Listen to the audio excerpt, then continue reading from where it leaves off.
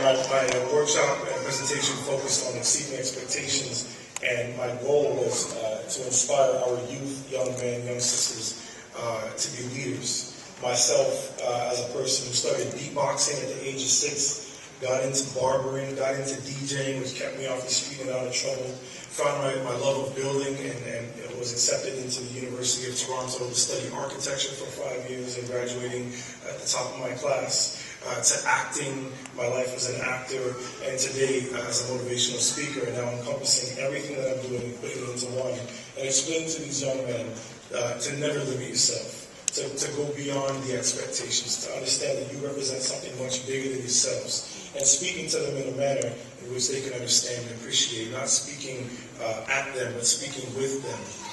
And I would like to call a young gentleman named Karen. If we give him a round of applause. Karen.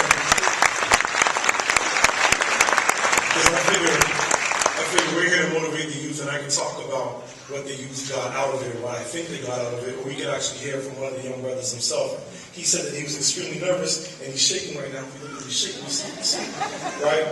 But I want you to just tell the people what you told me, and what was the main thing that stood out in your mind.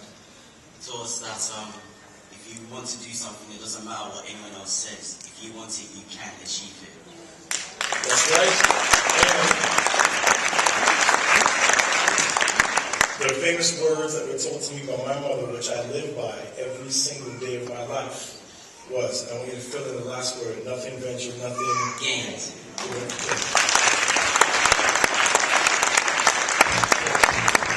I just want to say that, the word speaking from a.k.a. SUBLIMINAL, it's, touched me, because he's almost like that person I'd like to be in a few years to come. So my name is Mario. I'm from Toronto, Canada. Born in Toronto, grew up in Jamaica. I approve the word speaking to me by a.k.a. SUBLIMINAL. And I've been in a bit of confusion with regards to my son. Wanted to be an architect, and I wasn't really in touch with the musical side, but somewhat appreciated it.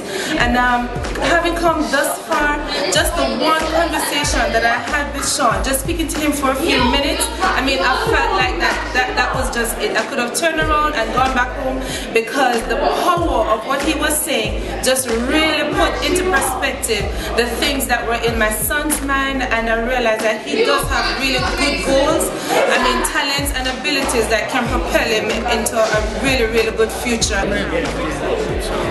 Wonderful presentation, good impact on the young chap that I was with today. Words fail me at the moment, it's absolutely awesome. I'm Cheyenne, I'm 13 and I'm from Birmingham, and today in this session I learned that even though there are different skills we use and we can't see where they're going, that they can all come together to make one big thing. Yeah, my name is Reverend Neville Fletcher. I'm from Birmingham.